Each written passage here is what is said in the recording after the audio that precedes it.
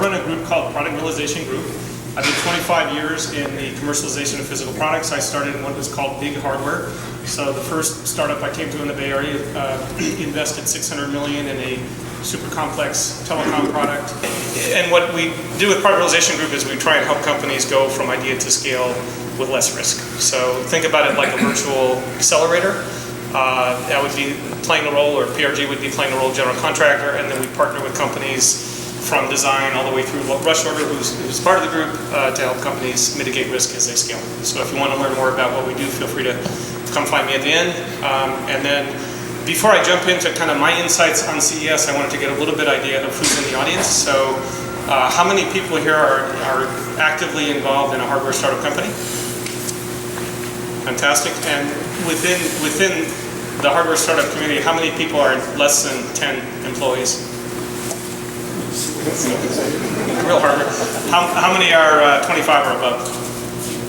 Okay, so this is the right crowd. So I'll segue that, and I like to be interactive, so I'll give you kind of my thoughts. And who here actually attended CES, just to get a?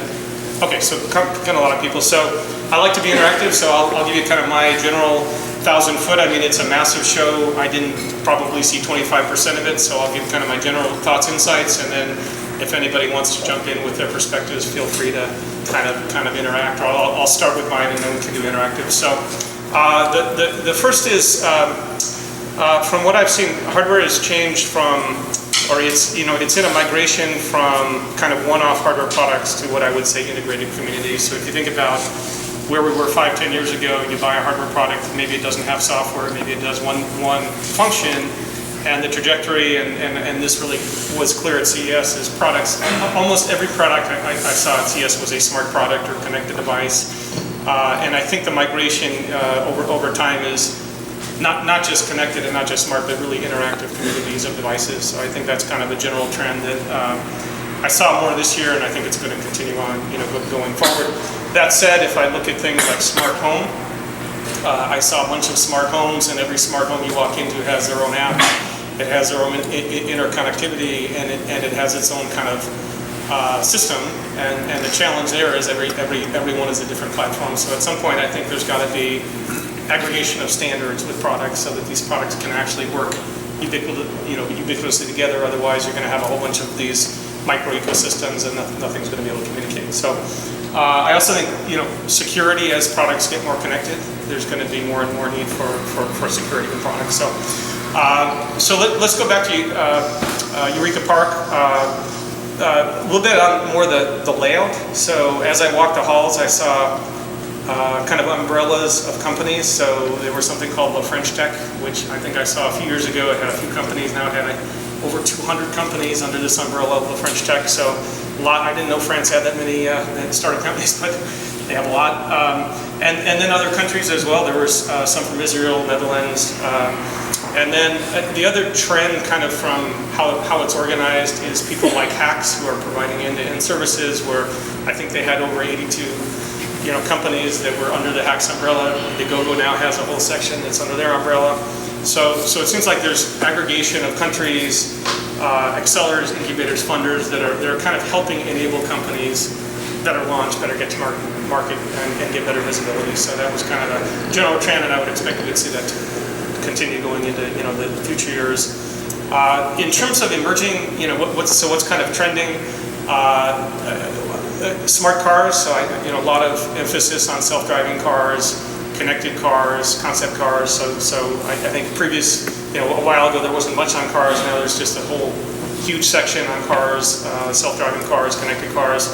The other big trending up is Alexa. The Amazon Echo and Alexa, and this talks to what I said earlier about this idea of ecosystems of connected devices. So now, instead of a one-off product, now you can have a product that connects with Echo or connects with other ecosystem players, and instead of kind of being a solo, you're actually part of this whole integrated system. So I think it's kind of exciting in terms of what the opportunity is. Now you can get help with accelerators, incubators, people like Root Ventures, to start, and then all the way up the funding chain. And then on the development side, you can integrate with all these other products in the ecosystem. So I think from a kind of watching hardware evolve, it's just really interesting to see these. Where I started at big hardware, big monolithic companies that have their whole platforms. Now we're kind of having this whole dispersed ecosystem where companies are all collaborating together. The other thing is, I saw a lot of what I would call the same products. So, booth after booth after booth of smart trackers or speakers or headphones.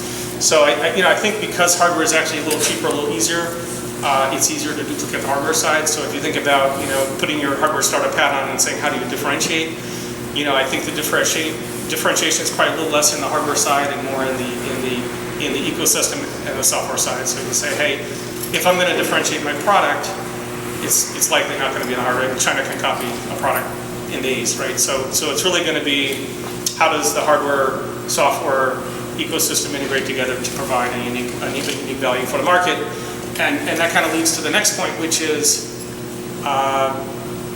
find unique value in the market, something that really is adding what I would call value. I saw, I don't like to pick on products, but I saw things like smart hairbrushes and frying pans and showers and no digs, but I at some level I do question, like, I wouldn't buy the product, right? Say you can make a product smart, but how much value is it really bringing to the marketplace? So I think to as an entrepreneur to find real value and add real value to the market, I think is what I look for something that is going to solve a real problem.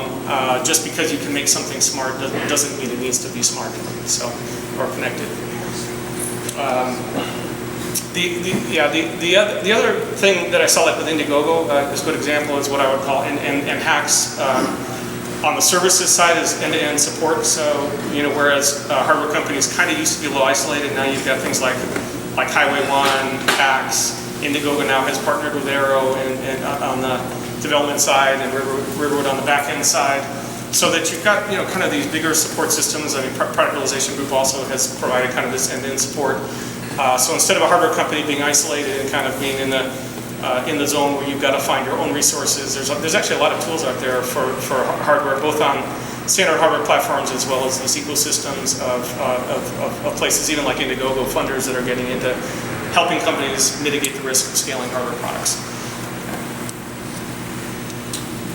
The other thing, and I didn't ask a question, maybe I will, how many people are in consumer hardware, like actually in consumer hardware products?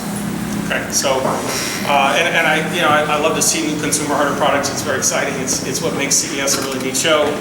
But if you look back at 2016 and some of the events, and I'll just name a few, Scully got hit out, Lilly just got hit out, Pebble got acquired for kind of a not the highest valuation. So there's been a few knocks on the consumer hardware side, and I think it's not to say don't go into consumer hardware, but I think if you're looking to get professional funding, it's going to be probably tougher to get Series A and kind of above going for a hardware startup. Now that said, there are companies that can be sustainable with crowdfunding, and I've got a couple of clients I'm working with right now that I'm looking at.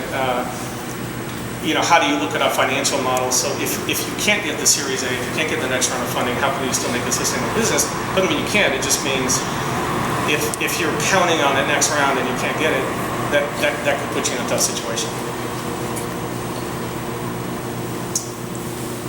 Okay, so I think that's kind of the high level of what I had. So why don't I open up a little bit for Q&A? I would say just the 2-bit summary is, instead of looking at solo standalone, look at integrated communities. I think that's kind of a trend, and then look at going back to like some of the products I said that didn't make it.